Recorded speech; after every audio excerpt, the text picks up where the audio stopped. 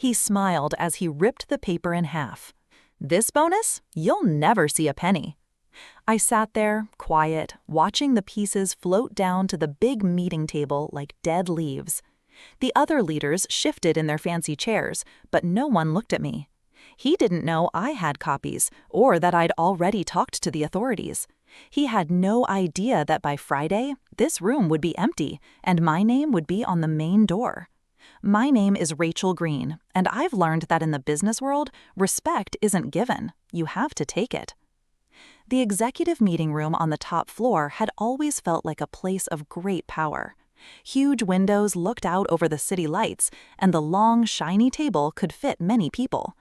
But that afternoon, it felt more like a battleground.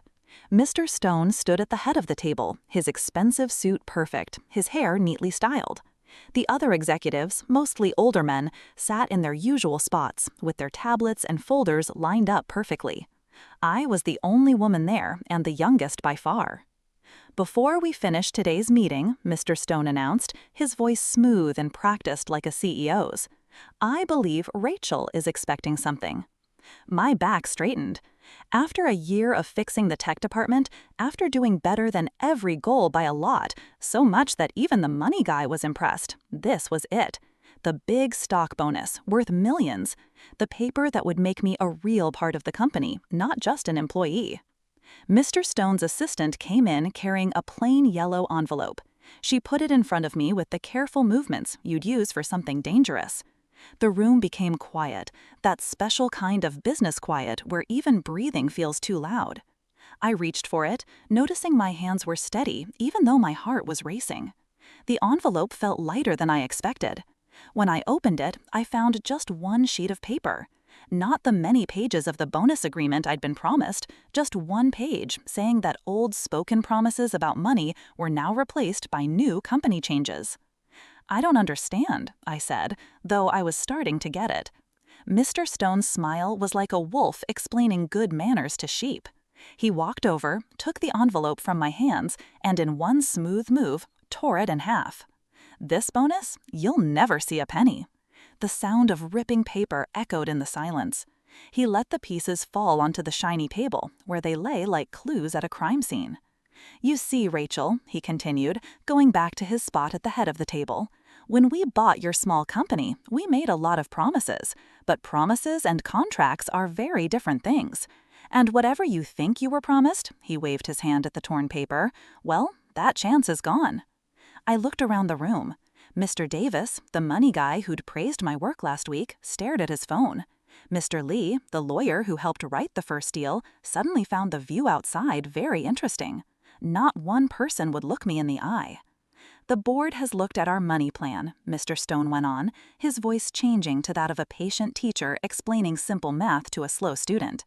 "We've decided that some informal deals made during company purchases are no longer good for the company." Informal? The word came out sharper than I meant. "I have emails, papers, signed agreements." "Do you?" Mr. Stone's eyebrows went up in fake surprise. "Because our records show that any temporary agreements needed board approval. And well," he gestured to the men around the table, "consider this your notice of no approval." The shame was on purpose, planned. He could have told me this in private, could have let me keep some dignity, but that wasn't the point. This was a public show, a reminder to everyone in the room about who truly held the power. 14 months ago," I said, my voice steady despite the anger building in my chest, "you sat in my old office and promised me that bonus if I made the tech department grow by 28%, and we grew it by 28%. Mr. Stone nodded with approval. "Excellent work. Truly, your salary shows that appreciation." "My salary was never the agreement." "Agreements change," he shrugged. "Welcome to the big leagues, Green. You're not running a small company anymore. This is a huge corporation. Did you really think we'd give that much money to someone who's been here barely a year?" "Someone who's been here barely a year?" Sarcastic. As if I hadn't built the technology his company paid millions for. As if I hadn't spent the last year rebuilding their entire tech system from scratch. "Is there anything else?" I asked, gathering my things. Actually, yes. Mr. Stone's smile grew wider. We'll need you to sign an updated secrecy agreement just to clear up any misunderstandings about past talks. Miss Smith will send it to you by the end of the day. I stood up, smoothed my skirt, and looked him straight in the eye. Of course. As I walked to the door, I heard him speak to the room. Now, on to the next quarter's plans. The elevator ride down to my office took less than a minute. In that time, I made 3 decisions. First, I would not cry, not here, not where they could see. Second, I would sign nothing. And third, Mr. Stone had just made the biggest mistake of his career. He thought he'd ripped up my future. He'd actually just started a war. Back in my office, I closed the door and leaned against it for exactly 10 seconds. That's all I allowed myself before moving to my desk and opening the bottom drawer, the one with the secret compartment I'd put in my first week here. People always underestimate being careful until it saves them. Inside was a small drive holding every paper from the company purchase: emails, agreements, recorded calls, meeting notes. But I needed to understand everything Mr. Stone had done. I opened my laptop and started digging through the company's main computer system, using the special access I still had. What I found made my stomach turn. A year and a half ago, Stone Industries had been losing its best people. Their tech department was using old systems, and their smart developers were leaving for other companies. That's when Mr. Stone had come knocking on my door. I remembered that first meeting like it was yesterday. My small company, QuickCode, had just gotten a patent for new ways to make data faster by 70%. We were small, but we had something Stone desperately needed.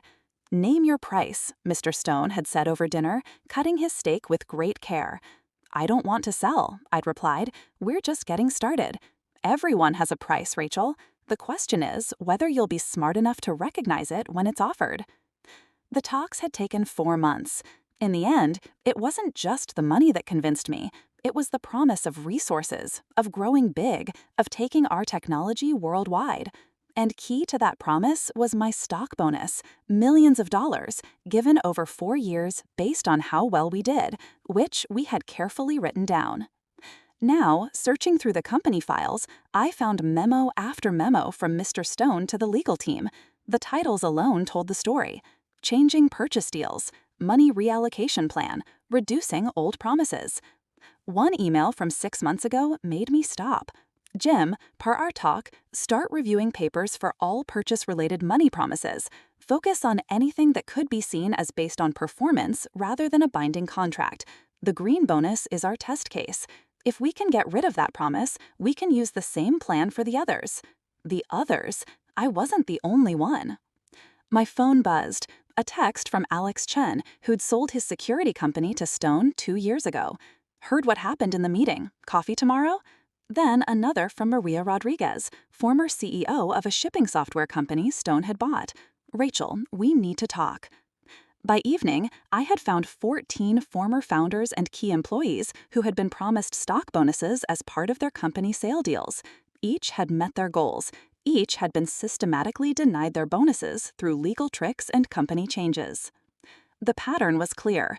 Mr. Stone would buy struggling companies with good technology, promise the founders a lot of money to make sure things went smoothly and they kept working well, then systematically get rid of those promises once the companies were fully part of Stone Industries and the talented people were stuck with their job contracts. But Mr. Stone had made one big mistake with me. Unlike the others, who got their bad news in private meetings with HR or through carefully written emails, he had shamed me in front of the entire senior leadership team. He'd torn up that envelope like it was worthless paper, not realizing it was evidence. I opened a new document and began typing. Timeline of Stone Industries bonus fraud. The original purchase papers were just the start. I had recordings of 4 phone calls where Mr. Stone personally guaranteed my bonus because of how much QuickCode helped Stone Industries. I had emails from the money guy confirming the bonus amount. I had meeting slides showing my bonus as part of the total cost of buying my company. But most damaging of all, I had a message from Mr. Stone himself, sent after I had gone above the 25% growth goal. "Congrats on the numbers, Rachel. That multi-million-dollar bonus is going to look great in your portfolio. You've earned every penny. sent 3 weeks before he decided to take it all away. As I put together the evidence, a memory came back from my first month at Stone. Mr. Stone had taken me to lunch at a fancy restaurant, full of fatherly advice about how to get ahead in a big company. The key to surviving at this level, he'd said, signaling for another expensive drink, is understanding that business isn't personal. It's just about managing resources. The moment you start thinking about fairness or loyalty, you've already lost. I'd nodded politely, storing the advice away. Now I understood it differently. He hadn't been offering wisdom. He'd been telling me exactly who he was. By late evening, I had over 60 pages of papers, emails, contracts, recorded talks, meeting notes, a full paper trail showing not just my situation, but a systematic pattern of fraud affecting millions in promised money. I leaned back in my chair, staring at the bright city lights through my window.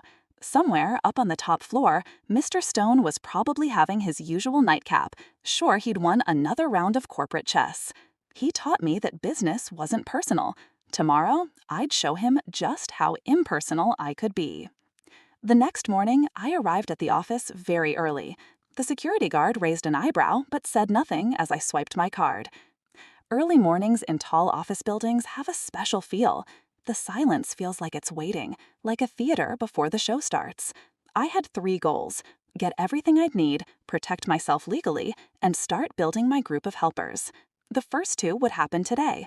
The third had already begun. In my office, I connected a new, secure external drive to my laptop. Every paper, every email, every presentation about the company purchase and bonus promises, I made extra copies. But I was careful. I only looked at files I had good business reasons to see. If anyone checked the records, they'd see a department head getting ready for quarterly planning. Nothing strange about that. While the files copied, I made a call to someone I hadn't talked to in 2 years. Rachel Green. Sarah Miller's voice was warm despite the early hour. To what do I owe the pleasure? Sarah and I had worked together at my first job after college. She was now a senior investigator at the government's financial watchdog, specializing in company fraud. I need to ask you something hypothetically, I said, watching the progress bar on my screen. I love hypotheticals at 7 in the morning. Shoot. If a public company systematically promised money to companies they bought, included those promises in their deal values and investor reports, then broke those promises after getting the assets, that would be financial fraud, Sarah interrupted. The authorities take broken promises very seriously, especially if investors were tricked about purchase costs and debts, hypothetically speaking. And if there was a pattern, multiple purchases, same behavior, then you're talking about systematic fraud, criminal charges, executive responsibility, the kind of case that makes careers at the financial watchdog. How hypothetical is this, Rachel? I'll know by end of week. Can we have coffee on Saturday? My calendar just cleared up. After hanging up, I opened my personal laptop and logged into a secure online service where Stone's IT department couldn't touch. I began uploading the most important papers, creating a backup they couldn't destroy, even if they locked me out of every system. At 8:30 a.m., my assistant knocked. "Miss Jones from Legal is here with some papers for you to sign." I smiled. "Send her in." Miss Jones entered carrying a folder thick enough to hit someone with. Mr. Stone hadn't wasted time. "Good morning, Rachel. Mr. Stone asked me to bring these updated secrecy agreements, just routine updates to match current company policy." I flipped through the pages, quickly reading the legal talk. Hidden in paragraph 17 was the trick. By signing, I would agree that any talks about possible money bonuses were just early discussions and not binding, and that I gave up any claims to money bonuses talked about during the purchase negotiations. "I'll need to have my lawyer look at this," I said pleasantly. Miss Jones's smile tightened. Mr. Stone was hoping to have these signed today. I'm sure he was. I handed the folder back, but I never sign anything without legal review. I'm sure you understand. After she left, I made 3 more calls. First to Alex Chen, confirming our coffee meeting, then to Maria Rodriguez, setting up dinner, finally to Mark Davis, a reporter at a big financial newspaper who wrote about company leadership stories. "Miss Green," Mark's voice was curious, "I haven't heard from you since the Quick Code purchase. What's on your mind?" "Nothing yet, but I might have a story for you soon, the kind with papers to prove it." "I'm listening." "Not yet, but keep your calendar flexible next week." By noon, I had written down everything. But just writing wasn't enough. I needed power. I pulled up Stone Industries' recent financial reports, studying them with fresh eyes. There it was, in the yearly report. The QuickCode purchase listed at millions, with usual retention incentives for key personnel mentioned but not detailed. I compared this with internal board presentations. The difference was huge. To the board, Mr. Stone had shown the total deal value as even more millions, including my bonus and similar bonuses to 3 other QuickCode leaders. But to investors, he'd only reported the base price. That millions gap, that was financial fraud. My phone buzzed, a text from an unknown number. "Miss Green, I'm a former Stone employee who was promised money in 2021. I heard about yesterday's meeting. There are 12 of us who meet monthly. Would you like to join our next gathering?" I smiled. Mr. Stone thought he'd isolated me, made an example of me. He didn't realize he'd just given me something far more valuable than shame. He'd given me motivation and a cause that went beyond myself. I responded to the text, "Yes, send me the details." The final task of the day was the most sensitive. I needed to record proof of the conspiracy without breaking any laws. I looked up the company rules, confirming what I'd got. All board and executive committee meetings were recorded for note-taking purposes. Those recordings were supposed to be deleted after notes were approved, but I knew their backup plans. Nothing was ever truly deleted. I sent a carefully worded email to the IT department. As part of quarterly planning, I need to review the executive committee meeting recordings from the past 6 months where tech department goals were discussed. Please provide access to the archive. It was a reasonable request from a department head. The fact that it would also give me access to every conversation where Mr. Stone discussed his money reallocation plan was just a lucky coincidence. By evening, I had everything I needed.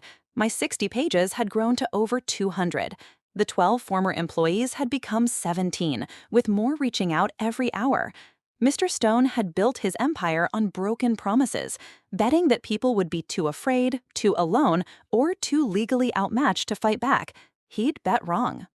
The meeting took place in a private room at a simple hotel in the city center. By the time I arrived, 14 people were already there, seated around a long table that had seen better days. These weren't the fancy lunches I'd gotten used to at Stone. No expensive steaks or wine, just coffee, water, and the shared burden of broken promises. Alex Chen stood as I entered. "Everyone, Rachel Green. Rachel, welcome to the Stone Survivors Club." The name was said with bitter humor, but the faces around the table were serious. I recognized some from business news, former leaders who'd sold their companies to Stone Industries over the past 5 years. Others were new to me, but their faces told the same story. "Let me guess," I said, taking an empty chair. "Money bonuses that mysteriously disappeared?" "Among other things," Maria Rodriguez replied. She looked different from her CEO days, the corporate polish replaced by something tougher, more determined. "But first, we need to know, are you here to complain, or are you ready to fight?" "I have 200 pages of papers and a meeting with the financial watchdog on Saturday," I said simply. The room exploded. Everyone started talking at once, sharing stories, comparing papers, naming amounts. The numbers were staggering. Millions in promised money across everyone in the room, and we were just the ones who'd found each other. A man I didn't recognize raised his hand for quiet. "I'm Ben Carter. I sold my finance startup to Stone 3 years ago. A multi-million-dollar bonus. Delivered everything they asked for. Then watched Mr. Stone personally cancel the agreement 6 months before I was supposed to get it." "How?" I asked. "Retroactive performance review," Ben said bitterly. Suddenly, my excellent ratings became meets expectations according to their new rules. Only exceptional performers qualified for the bonuses, a rule they made after I'd already earned it. Others spoke up with their stories. Fake board votes that never happened, contracts that mysteriously vanished from company records, performance goals that changed after being met.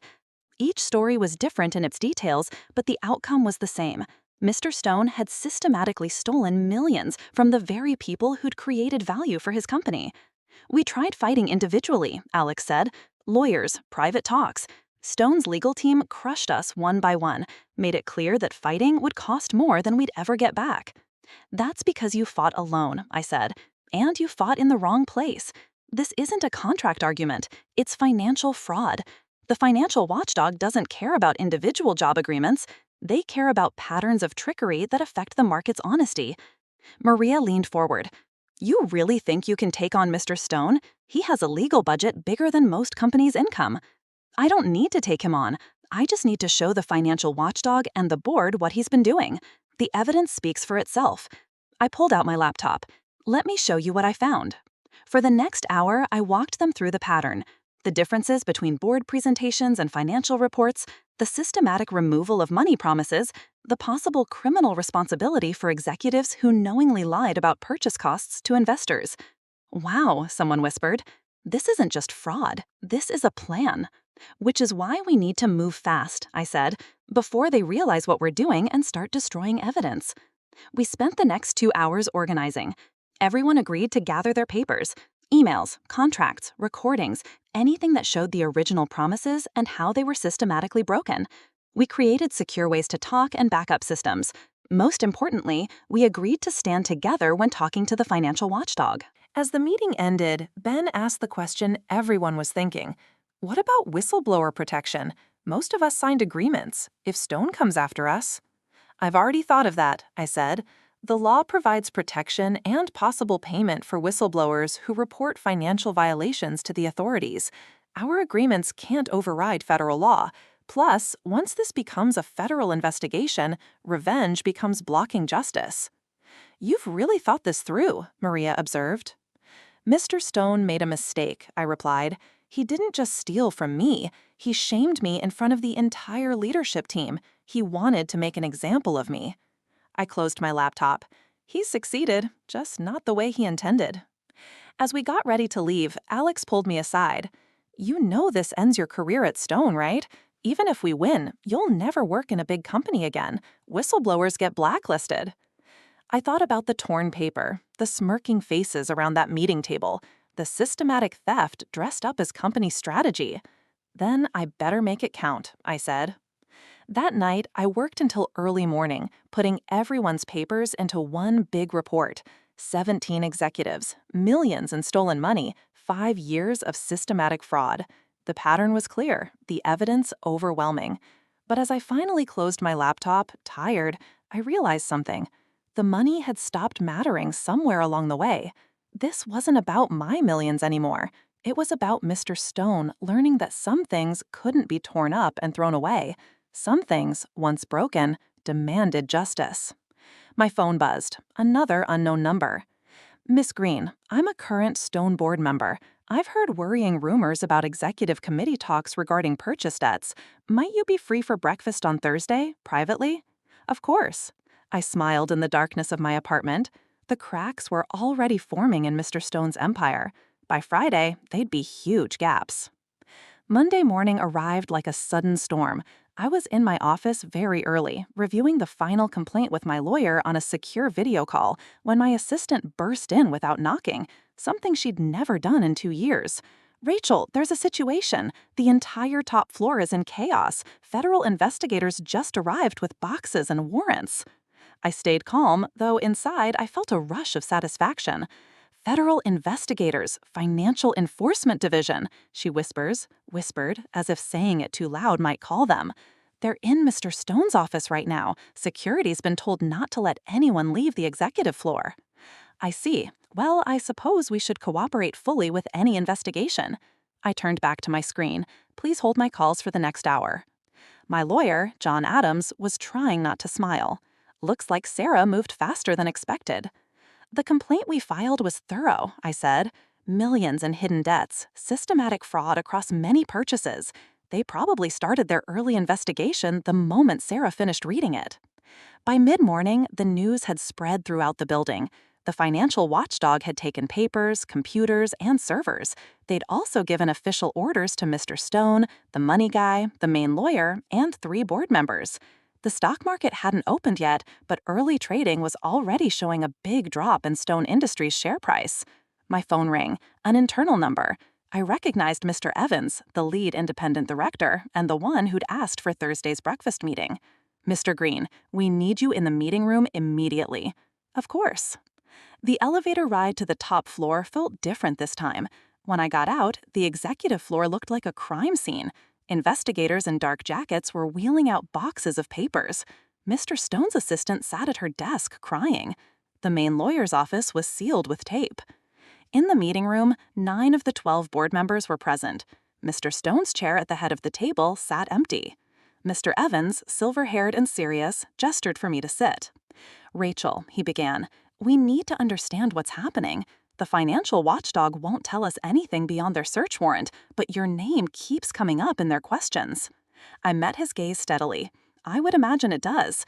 I submitted a whistleblower complaint documenting systematic financial fraud related to purchase money bonuses." The room exploded. Board members shouted over each other, demanding explanations, threatening lawsuits, accusing me of company sabotage.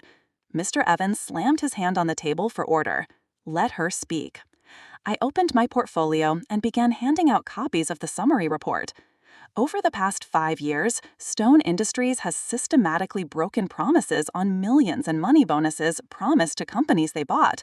These promises were included in board presentations and deal values, but hidden from financial reports and investor disclosures. "That's a serious claim," said Ms. Chen, chair of the Compensation Committee. "It's not a claim, it's proven fact." I flipped to the evidence section. "Here's the board presentation for the Quick Code purchase, showing total deal value of millions. Here's the financial filing showing less millions. That gap? That's the money bonuses Mr. Stone promised and then refused to honor." "This could have been handled internally," another board member protested. "Why go to the financial watchdog?" "I tried to handle it internally," I replied. "Mr. Stone's response was to tear up my bonus agreement in front of the entire executive committee and demand I sign a waiver. When someone destroys evidence in front of witnesses, they lose the right to internal resolution." Mr. Evans was quickly scanning the report, his face growing paler with each page. "This shows a pattern across 17 purchases. 17 that we've documented so far. There may be more." "Where's Mr. Stone?" Ms. Chen asked suddenly. "Has anyone seen him this morning?" Mr. Evans's assistant entered nervously. "Mr. Stone's lawyer just called. He's saying he won't answer questions and won't be attending any board meetings until further notice." Silence fell like a hammer. "We need an emergency board meeting," Mr. Evans said finally. "Without management present, Rachel, we'll need you to present everything you have." "I'll need my lawyer present." "Of course." He looked around the table. "I'm calling for an immediate vote. All in favor of placing Mr. Stone on temporary leave pending investigation." Every hand rose. Motion carried. "Ms. Chen, as Compensation Committee Chair, I need you to freeze all executive money transactions immediately. No one sells a single share until we understand our responsibility." As the meeting broke up, Mr. Evans pulled me aside. "You realize what you've done? Exposed a pattern of fraud that's been stealing from entrepreneurs while lying to investors." His sarcastic laugh was bitter. "You started an avalanche. By market close, we'll have lost billions in market value. The lawsuits will be endless. Careers will be destroyed." "Respectfully, Mr. Evans, I didn't start anything. I just stopped letting it continue in darkness." He studied me for a long moment. "The board's going to need new leadership, someone who understands the technology, knows the acquisitions, and has the moral authority to clean house. Interested? Ask me after Mr. Stone is in handcuffs." By market close, Stone Industries had lost a huge percentage of its value. The major financial newspapers all led with the story. My phone had logged hundreds of calls from reporters, investors, and colleagues, but the call that mattered came from Sarah at the Financial Watchdog. "Rachel, I wanted you to know we've frozen Mr. Stone's assets pending investigation. We've also found criminal violations that we're sending to the Department of Justice. You did the right thing." "What happens now?" Now we follow the money, get the accomplices to talk, and build a case that ensures this never happens again. Your papers are perfect. With the other whistleblowers' evidence, we have enough for criminal conspiracy charges." After hanging up, I stood at my window looking up at the top floor. The lights in Mr. Stone's office were off. They'd stay that way for a long time. The empire had started to fall. By Friday, only ruins would remain. Tuesday morning. Mr. Stone made his first mistake. His second and third followed quickly. I was in the special war room we'd set up, away from the chaos above, when Maria Rodriguez burst in, laptop in hand. "You need to see this." She pulled up an email that had just hit every Stone employee's inbox. The subject line, a message from your CEO, setting the record straight. I read it with growing amazement. Mr. Stone, against what must have been urgent legal advice, had decided to attack. The email painted me as a disgruntled employee making false claims and assured staff that the investigation was routine and would find no wrongdoing whatsoever. He's panicking, Alex observed, reading over my shoulder. He's doing more than that, I said, forwarding the email to Sarah at the Financial Watchdog and John, my lawyer. He's trying to block a federal investigation by scaring witnesses. But Mr. Stone wasn't done. By noon, his personal lawyer had filed a defamation lawsuit against me for millions. They'd also sent warnings to every member of our whistleblower group, threatening serious legal trouble for being part of a plan to manipulate stock prices through false accusations. The war room fell silent as everyone took this in. Then Ben Carter started laughing. "What's funny?" someone asked. "He just proved everything we've been saying," Ben explained. "You don't threaten 17 people with lawsuits over false claims. You don't sue for millions over lies. He's scared." My phone rang, John's name on the screen. "Rachel, I just got off the phone with the government's legal office. They're taking over the criminal investigation. Also, Prescott called me directly trying to negotiate. He's offering you millions to withdraw the complaint and sign a secrecy agreement." "Millions," I repeated for the room's benefit. Several people gasped. "Interesting, more than my original bonus. What should I tell him?" "Tell him I'll need that offer in writing on Stone Industries letterhead, signed by Mr. Stone personally." John paused. "You're not actually considering?" "Of course not, but I want him to document his attempt to bribe a federal witness." By mid-afternoon, I had the letter. Mr. Stone's desperation was clear in every line. Offers of immediate payment, a glowing recommendation, even a board seat at a Stone subsidiary. All I had to do was clarify certain misunderstandings with the Financial Watchdog. I sent copies to the government's legal office within 5 minutes of receiving it. The third mistake came that evening. Security footage would later show Mr. Stone entering the building late at night, using his special access to get to the top floor despite the board's lockout order. He spent 3 hours in the executive suite, likely destroying papers. He didn't know that the Financial Watchdog had installed monitoring software on all executive computers that afternoon. Every file he deleted, every email he tried to erase, all of it was being logged in real time at the Financial Watchdog's Enforcement Division. Wednesday brought a new escalation. A source close to the situation had leaked details to a financial blogger, painting our whistleblower group as angry former employees working together on a stock manipulation scheme. The post went viral, and Stone's stock actually went up a little in morning trading. "Should we respond?" Maria asked during our morning call. "No need," I said, watching my email. "In about 30 minutes, this will resolve itself." At 10:15 a.m., the Financial Watchdog issued a rare public statement confirming the serious and believable nature of the claims against Stone Industries. They also announced they were working with the Department of Justice on potential criminal charges. The stock gave back its morning gains and then some, closing down another big percentage. But Mr. Stone had one more trick to play. That afternoon, Miss Chen called me directly. "Rachel, I just left the most disturbing board meeting of my career. Mr. Stone showed up with 3 board members we thought were independent. Turns out they've been on his side all along. They're trying to force a vote to fire you for cause and sue you for company sabotage. Do they have the votes? 6-6 right now. We're stuck, but Mr. Stone is making calls, making promises, calling in favors we might not hold." I thought quickly. "Miss Chen, can you delay the vote 24 hours? "Maybe. Why?" "Because in 24 hours, Mr. Stone won't be in any position to influence anyone." That evening, I got word from Sarah. The government's legal office had sped up their timeline. Arrests would happen Friday morning. But Thursday brought an unexpected event. My assistant knocked on my door looking puzzled. "There's a woman here to see you, Mrs. Stone, Mr. Stone's wife." I'd met her exactly twice at company events, an elegant woman who seemed to live in a separate world from her husband's business dealings. Sent her in. Mrs. Stone entered carrying a box. She was perfectly dressed as always, but her eyes were red. "Mrs. Green, Diane, please." She set the box on my desk. "I thought you should have these." Inside were papers, personal emails between Mr. Stone and his closest group, printed from his home computer. The contents were damning. Detailed talks about getting rid of money promises, plans for pushing out former founders, even sarcastic jokes about the suckers who'd sold their companies for promises instead of cash. "Why?" I asked simply. She smiled sadly. "Because 27 years ago, I founded a software company. Douglas acquired it, promised me the world, then systematically pushed me out after the technology was integrated. I was young, in love, and stupid enough to accept a wedding ring instead of fighting for what I'd built. You could have come forward years ago. With what proof? He was always so careful. But you," she gestured to the chaos visible through my office window, "you did what I never could. You fought back. This must be difficult for you. Not as difficult as watching him destroy other people's dreams for 20 years.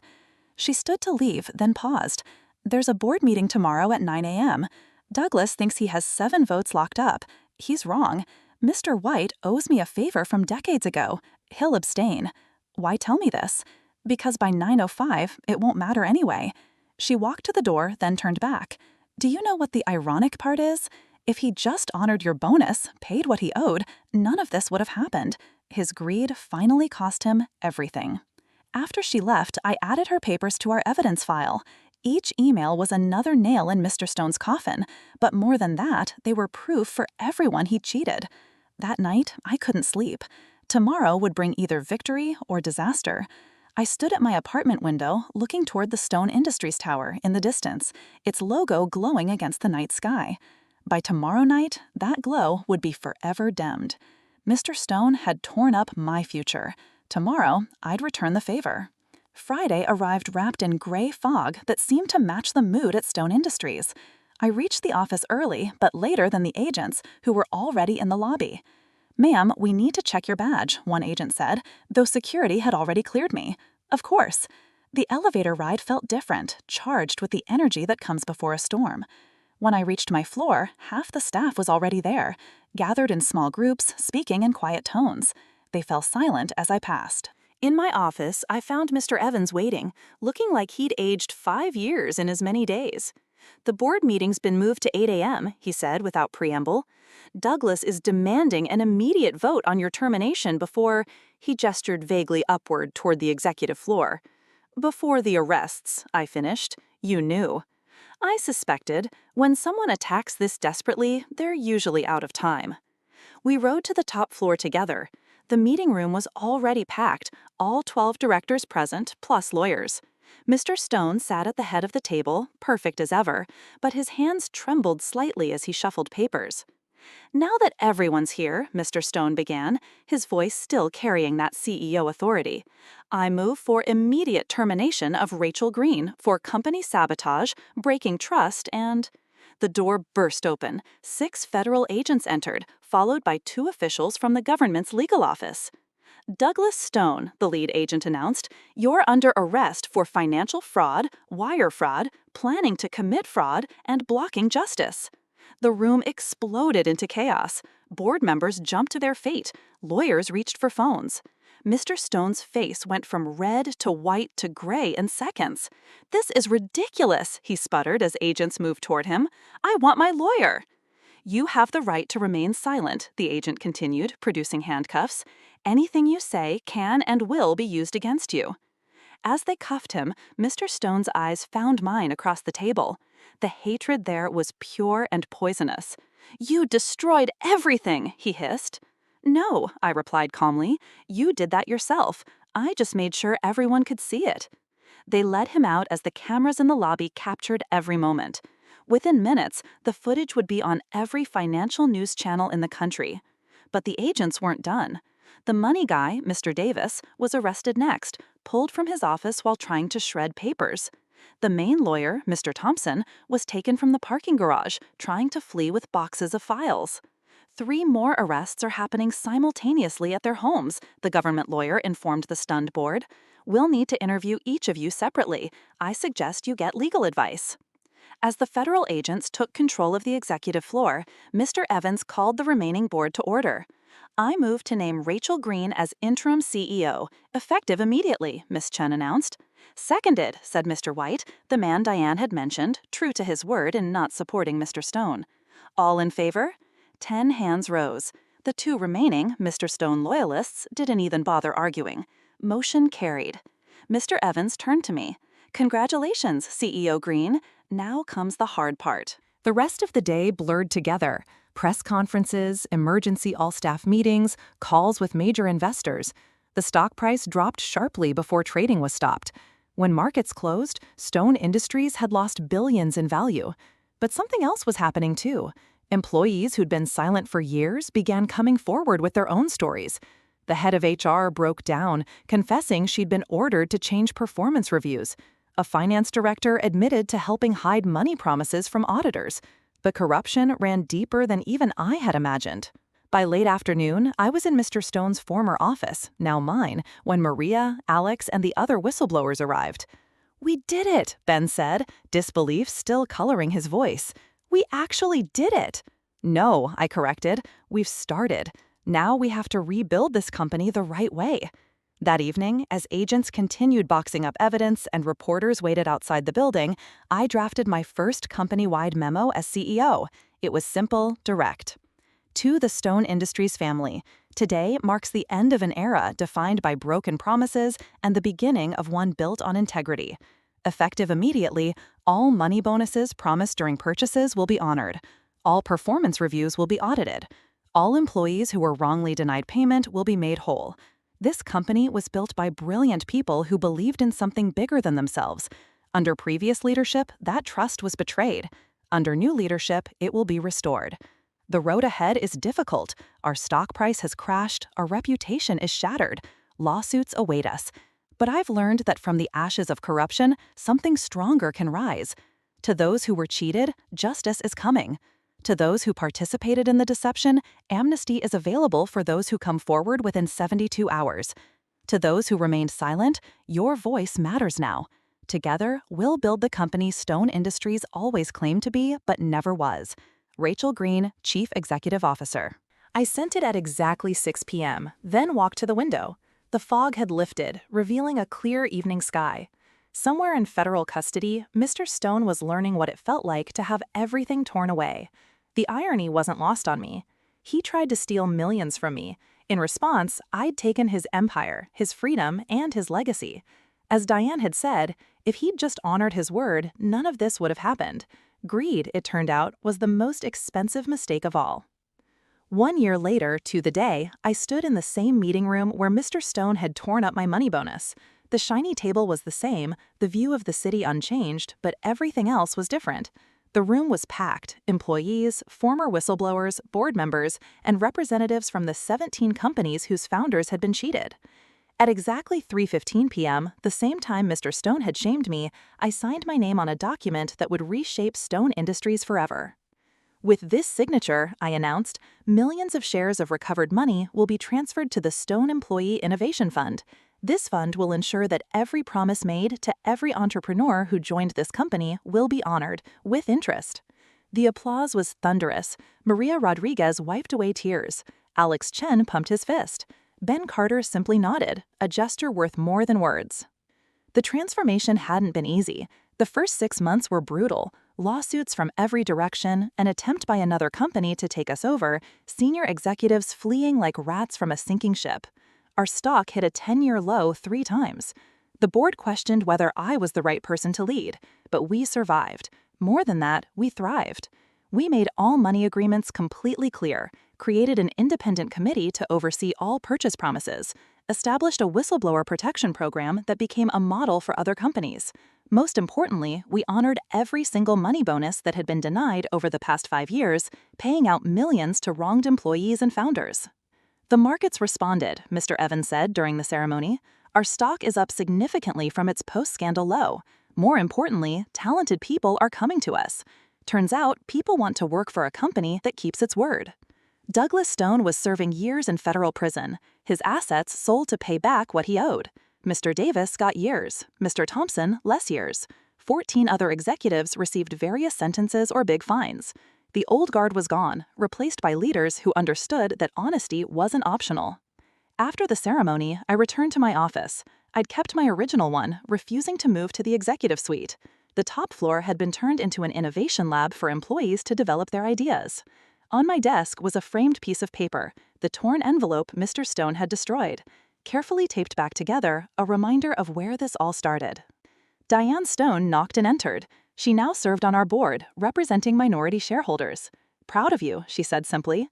"It wasn't just me, it took all of us." "No," she disagreed. "It took someone willing to fight when everyone else would have walked away. Douglas counted on that, people taking the loss and moving on. He never imagined someone would burn down his empire over a principle." That evening, we held a celebration at the same simple hotel where the Stone Survivors Club first met. But now it wasn't about survival, it was about victory. 17 founders who'd been cheated were now multimillionaires. Employees who'd been silenced were now leaders. A company built on deception had been reborn through truth. Sarah Miller from the Financial Watchdog attended as a guest of honor. "You know," she said during her toast, "in my 20 years of investigating company fraud, I've never seen anything like this. Usually, whistleblowers get a check and disappear. You took down a corrupt CEO and then rebuilt his company into something better. That's not revenge, that's justice." As the evening wound down, I found myself on the hotel's balcony, looking back at the Stone Industries tower. The logo still glowed against the night sky, but now it meant something different. Not the vain project of a corporate tyrant, but a symbol that even the most corrupted systems could be fixed. My phone buzzed, a message from an unknown number. "Miss Green, I'm a founder whose company is being bought by a big firm. They're making promises about money that seem too good to true. Could we talk?" I smiled and typed back. "Get everything in writing, record every conversation, and if they try to cheat you, don't just walk away, fight back." Because that's what I'd learned in this year of change. Sometimes the best revenge isn't just taking down those who wronged you, it's building something better from the ruins they leave behind. Douglas Stone had taught me that business wasn't personal. He was wrong. When they steal your dreams, your work, your future, it's as personal as it gets, and that personal fight is worth it. The torn envelope on my desk caught the light as I turned to leave. Its taped edges a reminder that some things, once broken, become stronger for the breaking. Douglas had smiled when he ripped up my bonus. I wondered if he ever smiled anymore. Somehow, I doubted it.